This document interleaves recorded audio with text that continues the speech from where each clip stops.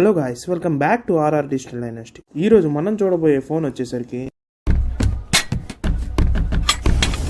వీడియోలోకి వెళ్ళబోయే ముందు నాది వచ్చిన రిక్వెస్ట్ ఏంటంటే, వీడియో మొత్తం చూశాక కంటెంట్ జెన్యున్గా నచ్చినట్టయితే ఛానల్ని సబ్స్క్రైబ్ చేయడం మర్చిపోవద్దు. అలాగే వీడియోని కూడా లైక్ చేయండి, సో దట్ యూట్యూబ్ వాళ్ళు మన వీడియోని ఇంకొంచెం ప్రమోట్ చేస్తారు. సో మీకు ఈ కంటెంట్ జెన్యున్గా నచ్చితే లైక్ అండ్ సబ్స్క్రైబ్ చేయడం మర్చిపోవద్దు. ఇంకా లేట్ చేయకుండా let surf into the video. ముందుగా ఇన్బాక్స్ కంటెంట్స్ చూసుకుంటే, ముందుగా మొబైల్తో పాటు కేస్ ట్రాన్స్పరెంట్ ప్రొవైడ్ చేస్తున్నారు, and type C to type C cable, and 66 watt type C adapter, and ఆ సిమ్ ఎజెక్టర్ పిన్. సో బాక్స్లో చూసుకుంటే ఈ కంటెంట్స్ అన్ని ప్రొవైడ్ చేస్తున్నారు. కంటెంట్స్లో ఏది స్కిప్ చేయలేదు, ఇది ఒక మంచి మూవ్. నెక్స్ట్ బాడీ వెయిట్ చూసుకుంటే 208 grams వస్తుంది, అండ్ బిల్డ్ క్వాలిటీ వచ్చేసరికి గొరిల్లా గ్లాస్ 5 ప్రొటెక్షన్తో వస్తుంది, అండ్ చుట్టూ ఫ్రేమ్ వచ్చేసరికి అల్యూమినియం ఫ్రేమ్ ప్రొవైడ్ చేస్తున్నారు.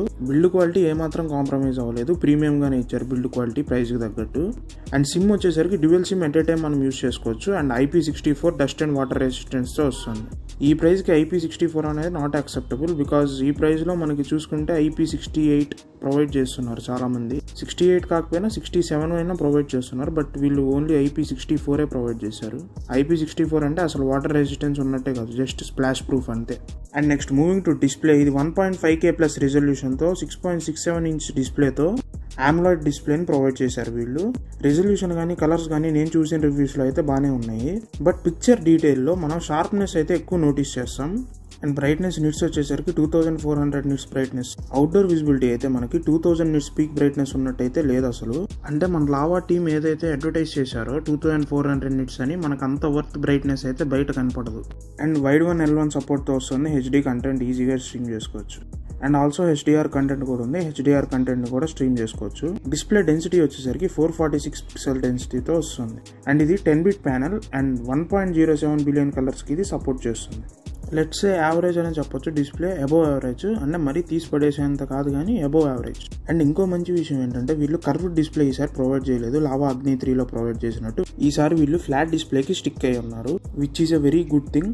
And also always on display కూడా ప్రొవైడ్ చేస్తున్నారు, మీకు కావాలంటే ఇది ఆన్ చేసుకోవచ్చు లేదా ఆఫ్ చేసుకోవచ్చు. అండ్ ఫోన్కి వీళ్ళు ప్రొవైడ్ చేసిన కలర్స్ వచ్చేసరికి ఒకటేమో బ్లాక్ కలర్, ఇంకోటేమన్నా silver colour.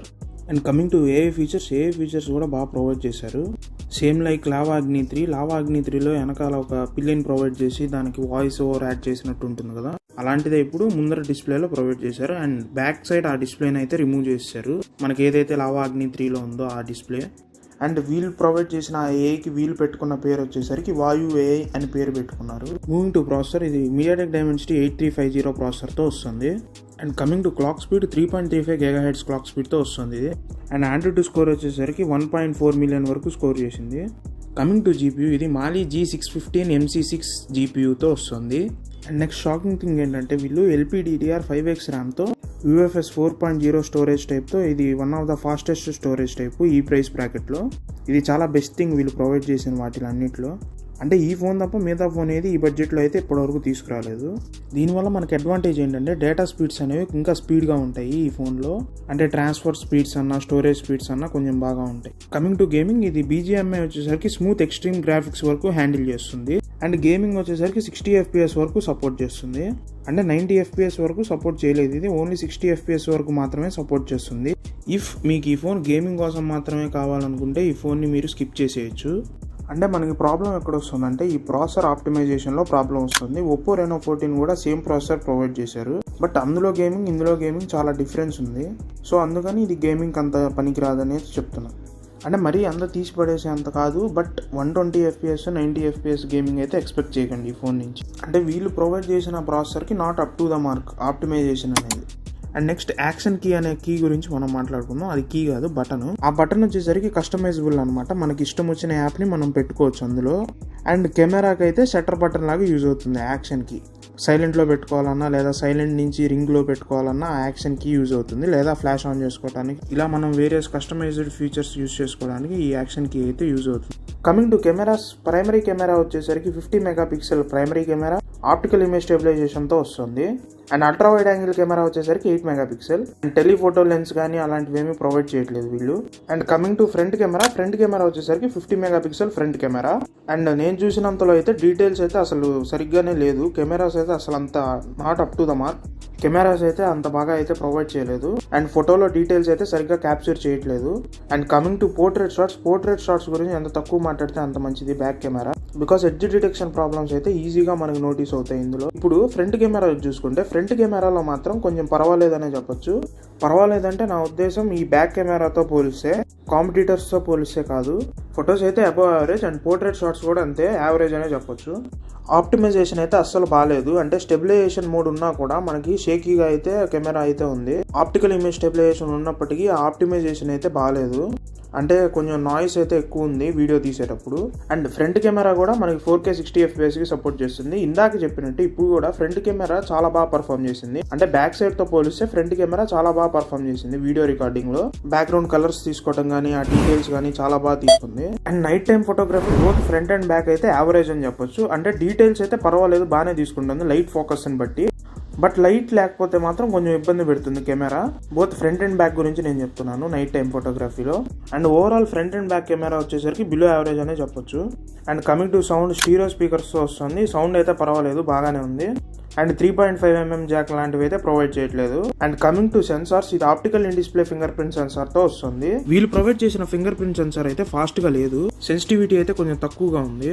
And accelerometer, gyro, proximity, compass ఇవన్నీ ప్రొవైడ్ చేశారు. అండ్ కమింగ్ టు బ్యాటరీ, ఇది 5000 mAh బ్యాటరీతో వస్తుంది. అండ్ ఛార్జింగ్ వచ్చేసరికి 66 వాట్ వైర్డ్ ఛార్జింగ్ కి సపోర్ట్ చేస్తుంది. వీళ్ళు ఇచ్చిన ఈ చార్జర్ తో మనం ఛార్జింగ్ పెడితే 50% 19 minutes లో ఛార్జింగ్ ఎక్కుతుంది. అండ్ 100% వచ్చేసరికి 51 minutes వరకు టైం పడుతుంది. అండ్ ఆల్సో గుర్తుపెట్టుకోండి, వీళ్ళు ఇచ్చిన బ్యాటరీ వచ్చేసరికి lithium ion battery. Silicon battery ఇచ్చుంటే ఇంకా కొంచెం బాగుండేది, అప్గ్రేడ్ అయినట్టు.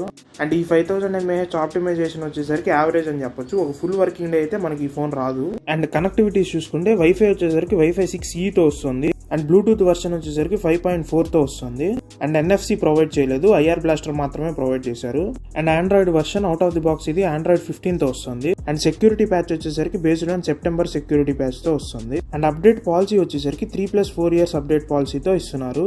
అంటే ఆండ్రాయిడ్ 18 వరకు మనకైతే అప్డేట్స్ వస్తాయి. And coming to negatives and positives, ముందుగా నెగిటివ్స్ చూసుకుందాం. ఇందులో నెగిటివ్స్ చూసుకుంటే ముందుగా ఫస్ట్ నెగిటివ్ పాయింట్ వచ్చేసరికి వీళ్ళు ప్రొవైడ్ చేసిన బ్యాక్ కెమెరా పర్ఫార్మెన్స్ అయితే అస్సలు బాగాలేదు. ఎడ్జ్ డిటెక్షన్ ప్రాబ్లమ్స్ కానీ, ఆ పిక్చర్ సరిగ్గా నోటీస్ చేయకపోవడం కానీ, అంటే ఆ పిక్చర్ క్యాప్చరింగ్ కానీ, ఆ పిక్చర్ ఆప్టిమైజేషన్ కానీ సరిగ్గా ఇవ్వలేదు వీళ్ళు. అంటే ఆ ఇమేజ్ ప్రాసెసింగ్ అయితే బ్యాక్ కెమెరా అస్సలు బాగాలేదు. సో ఇది నెగిటివ్ పాయింట్ కింద కన్సిడర్ చేస్తున్నా. Coming to second negative point, ఇది IP64 రేటింగ్ తో వస్తుంది. సో ఇది కూడా నెగిటివ్ పాయింట్ కింద కన్సిడర్ చేసుకోవచ్చు 23,000 ప్రైస్ బ్రాకెట్ లో. And coming to third negative point, gaming. ఈ ప్రాసెసర్ మంచి ప్రాసెసర్ అయినా కూడా ఆప్టిమైజేషన్ అయితే అంత బాగా లేదు. సో ఇది నెగిటివ్ పాయింట్ కింద కన్సిడర్ చేయాల్సి వచ్చింది. Coming to average points, first average points వచ్చేసరికి వీళ్ళు ప్రొవైడ్ చేసిన బ్యాటరీ 5000 mAh బ్యాటరీ ప్రొవైడ్ చేసినప్పటికీ ఆప్టిమైజేషన్ అయితే యావరేజ్ గా ఉంది. సో ఇది యావరేజ్ పాయింట్ కింద కన్సిడర్ చేశాను. Coming to second average point, front camera అయితే యావరేజ్ పాయింట్ కింద కన్సిడర్ చేస్తున్నాను. ఇమేజ్ ప్రాసెసింగ్ అయితే పర్వాలా, బట్ ఆప్టిమైజేషన్ దగ్గరకు వచ్చేసరికి కొంచెం ఎడ్జ్ డిటెక్షన్ ప్రాబ్లమ్స్ ఫ్రంట్ కెమెరాలో కూడా ఉన్నాయి. బట్ బ్యాక్ కెమెరా అంత అయితే లేవు. And coming to positives, first positive point వచ్చేసరికి ప్రాసెసర్. మరి ఇందాక గేమింగ్ బాగాలేదన్నావు కదా బ్రో అంటే, అది గేమింగ్ వర్కే. మిగతా ఆప్టిమైజేషన్ లైక్ AI ఫీచర్స్ ఇవన్నీ ఈ ప్రాసెసర్ పైన బాగా రన్ అయినాయి. అది first positive point. And second positive point వచ్చేసరికి AI ఫీచర్స్. వాయు AI అని వీళ్ళు AI తెచ్చారు కదా, ఆ AI ఫీచర్స్ అయితే బాగా వర్క్ అవుతున్నాయి. అండ్ థర్డ్ ప్లస్ పాయింట్ వచ్చేసరికి UFS 4.0 వీళ్ళు ప్రొవైడ్ చేసిన స్టోరేజ్ టైప్. అండ్ ఈ స్పెక్స్ అన్ని చూసిన తర్వాత వీళ్ళు పెట్టే ప్రైస్ వచ్చేసరికి స్టార్టింగ్ ప్రైజే మనకి 23,000 నుంచి స్టార్ట్ అవుతుంది. అంటే బేస్ మోడల్ మనకి 22,999 ప్రైస్ కి అయితే స్టార్ట్ అవుతుంది. అండ్ ఈ ప్రైస్ లో ఈ ఫోన్ కొనొచ్చా బ్రో అంటే, నేనైతే ఈ ఫోన్ సజెస్ట్ చేయను. అంటే ఇండియన్ బ్రాండ్ కదా బ్రో, సపోర్ట్ చేద్దామన్నా కూడా ఈ ఫోన్ అంత వర్త్ అయితే కాదు. బికాస్ మేజర్ ఇంప్రూవ్మెంట్స్ తెచ్చుకోవాల్సింది వీళ్ళు. ఆప్టిమైజేషన్ లో ప్రాసెసర్ అయితే బాగా ప్రొవైడ్ చేశారు, కానీ ఆప్టిమైజేషన్ ఇంకా బాగా ప్రొవైడ్ చేస్తుంటే one of the best phone అయ్యేది ఈ సెగ్మెంట్ లో. బట్ అన్ఫార్చునేట్లీ ఈ సెగ్మెంట్ లో ఇది బెస్ట్ ఫోన్ కాలేకపోయింది.